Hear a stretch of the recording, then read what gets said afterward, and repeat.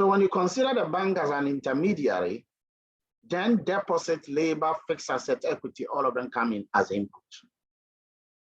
But when you consider the bank as a profitability bank, a bank whose main aim is profit making.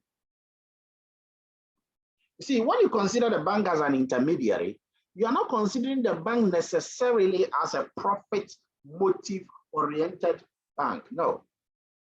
But you are just considering the bank as an intermediary. Okay. So for example, when you get a matchmaker, a person who matches a man and a woman, that person is like an intermediary. The main aim of the person is not to make money. Some of the reverend ministers and pastors do that, not to make money, but to ensure that they are intermediating between the two. And when you consider the bank as an intermediary, yes. But when you consider the bank as a profit-making thing, then the one who spoke about situations related to investment and things will come in. So in this case, always remember that inputs, the goal of the input is to reduce them. If you want to be efficient, the goal is to reduce the inputs, and the goal is to increase the output. The goal is to reduce the inputs, and the goal is to increase the output. So in the profitability section, anything on the profit and loss account, okay, the P&L account, anything there is considered as an input. As an input, okay? Things that are costs are considered as inputs. So under this here, costs are considered as inputs. And then revenues are considered as outputs. Because that's what leads to profitability. What are the costs? The costs are interest costs. Interest cost. So in other words, the cost the bank incur when people bring their money to give to the bank, and then the bank will use those monies for something. The interest they pay to the person. You guys get it? The interest they pay to the person. That is what is the interest cost. And then we have the non-interest cost. Of course, the other interest that you don't pay to the person. So those will form the what? The inputs under the profitability approach. Now let's go to the intermediation and look at the output. Now we come to your point. What are the outputs of the bank? Anybody? What are the outputs? Loans. Loans. Loans and advances. Okay. Those are the common names you give them. Loans and advances. Good. What else?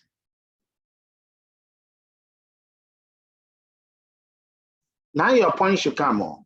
Okay, total investments. All the so these are the treasury bills, eligible bills,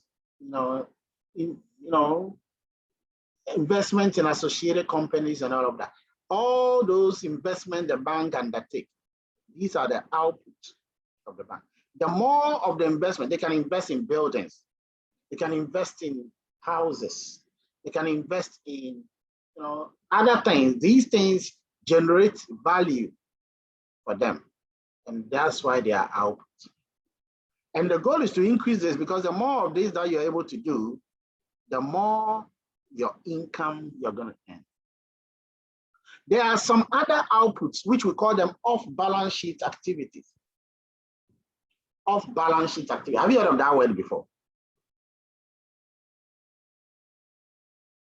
No, please, no.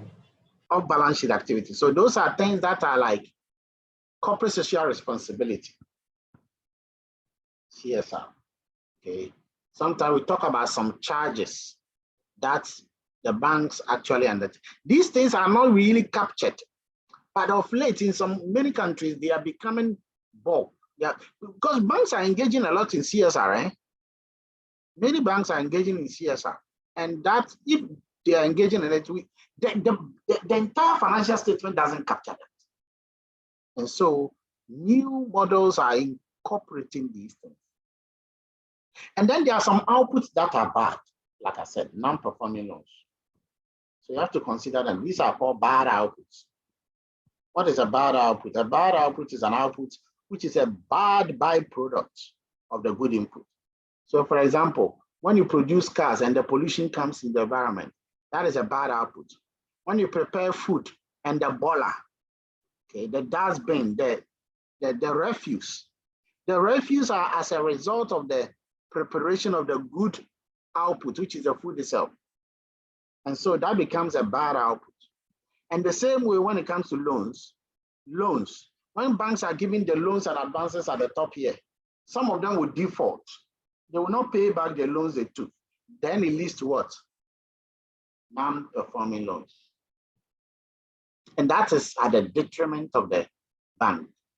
So those are the outputs and inputs under the intermediation approach.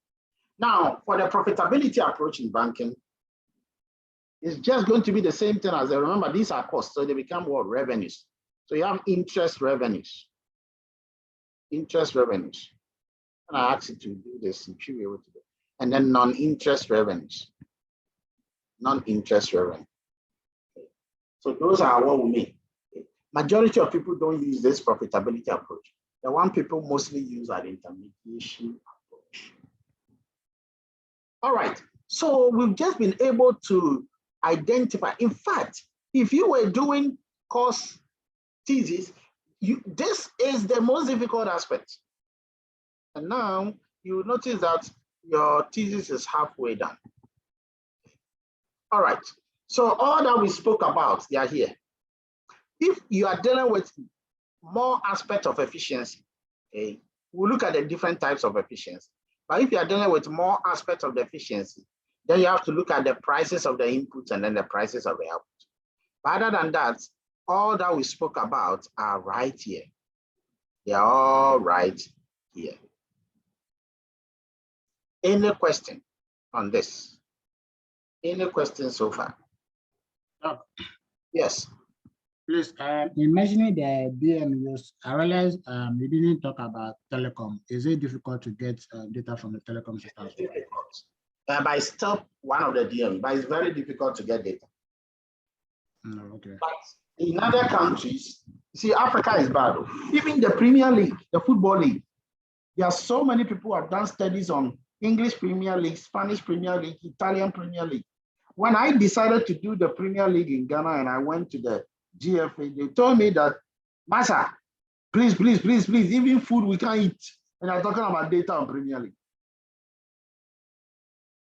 So it's difficult. It's very difficult to get data on some of this.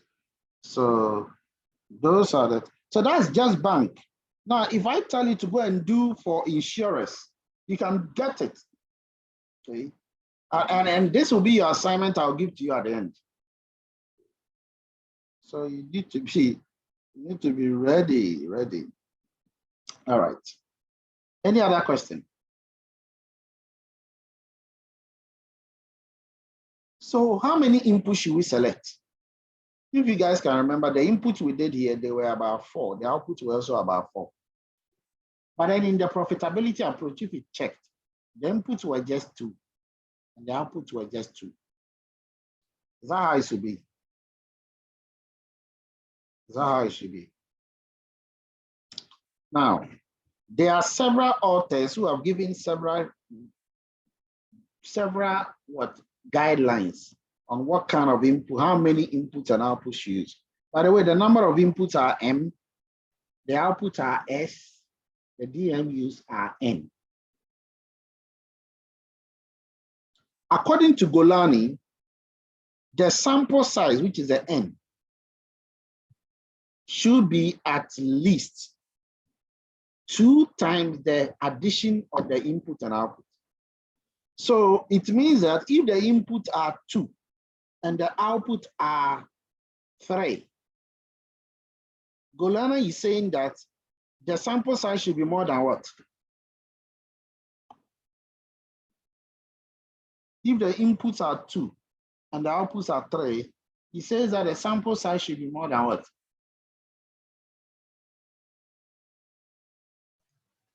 2 times the sum of the inputs and the The outputs. value now. I've given you the numbers. So tell me the value.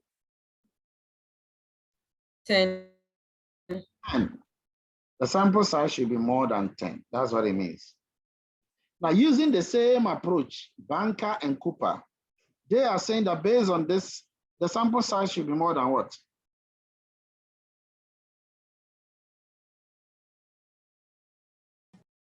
15. 15. Good. According to Dyson, the sample size should be more than what in this case? 12. 12. So you can see that it is 10, 15, 12, according to different authors. Okay. According to my advice to you, the sample size that you are having should be more than 30. That's it. The sample size should be more than 30. The rest, all of these gimmicks, they don't matter. There's a whole group of people who have studied this thing. Okay. But you just have to ensure that in my case, your sample size are more than 30. And that's it. Okay. The third step. Oh, by the way, who can remind us of the first step in efficiency analysis? The first step, once again. Okay, first step. Come on, Michael. Can you tell us the first step? No, please, you said you should select the DMUs. Yes, I was. What kind of DMUs?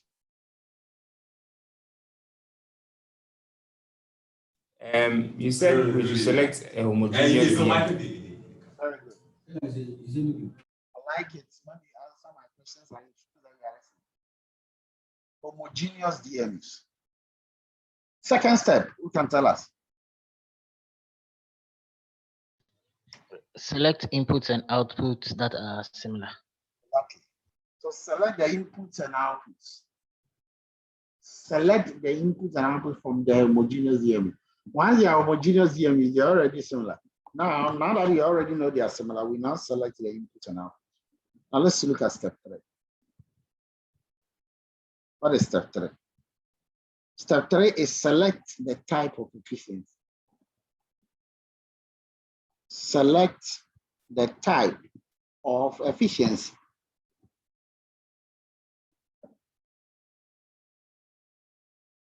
Select the type of efficiency.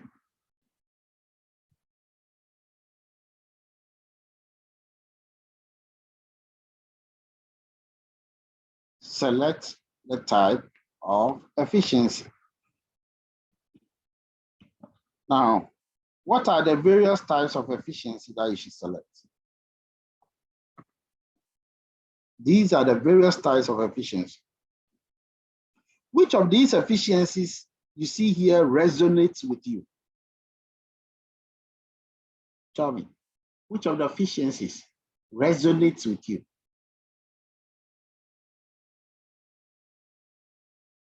Because some of my questions I've asked you this question before. How different is this efficiency from that efficiency? So many people will be going to school, but not all people will be able to come out with the right information to impact.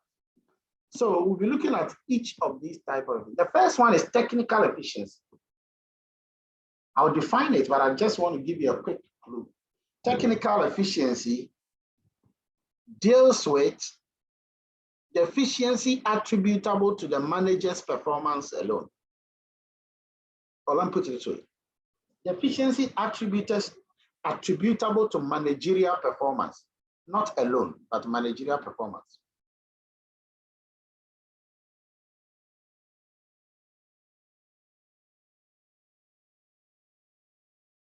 Managerial performance.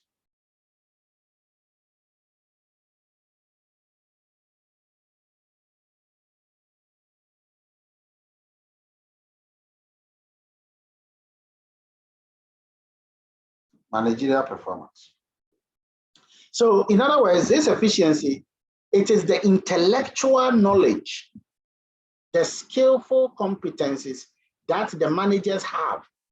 So if you are able to now estimate it, so your goal then is going to be that you are going to look at the technical efficiency of the DMUs.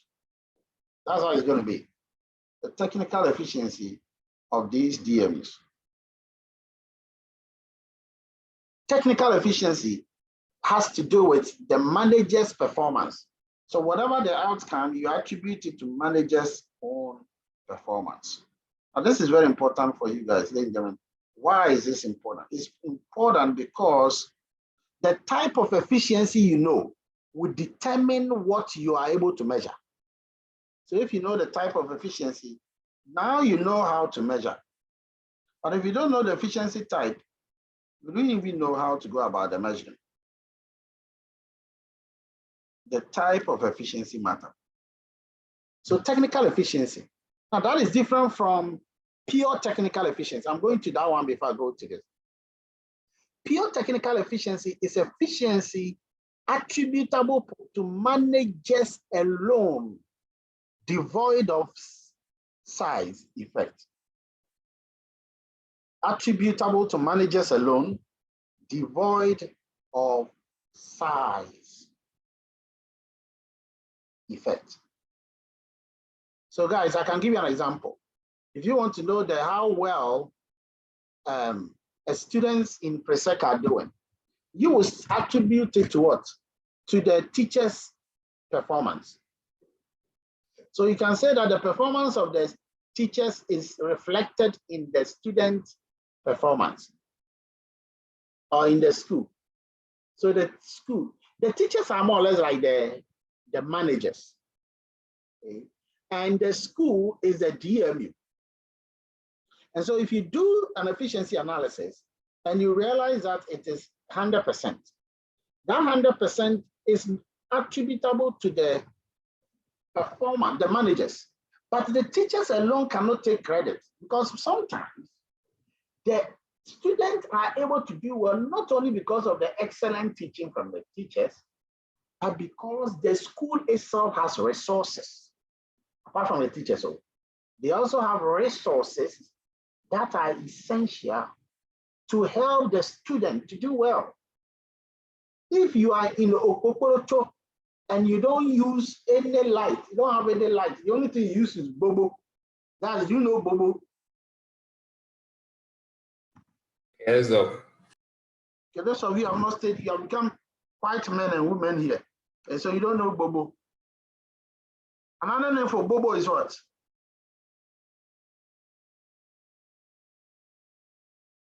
Who can tell me? Then you know. Another name for Bobo is what? Have you heard of Patash? Yes, Doc. It was in your head, eh? I didn't want to say. Yeah, another name for Bobo is Patash. Patash. And this Patash, eh? It is what you put that, you turn on the light and the light doesn't even have cover. If the wind is blowing so much, you will regret. You regret. And that guy is still able to study and also get the extension 9/8, just like the guy in Presec. Then it means that if you fish out, it's good to fish out the performance of these two groups of students based on the performance, the teacher's own doing. So in that place, that guy, if the student does well, we can attribute it to the teacher a lot. That is a pure efficiency. It helps you to know that this was solely because of the teacher did well, but not because they have plenty library and then all of those things. So size matters, and this size efficiency is what is known as scale efficiency. The size efficiency, that is what is called the scale efficiency.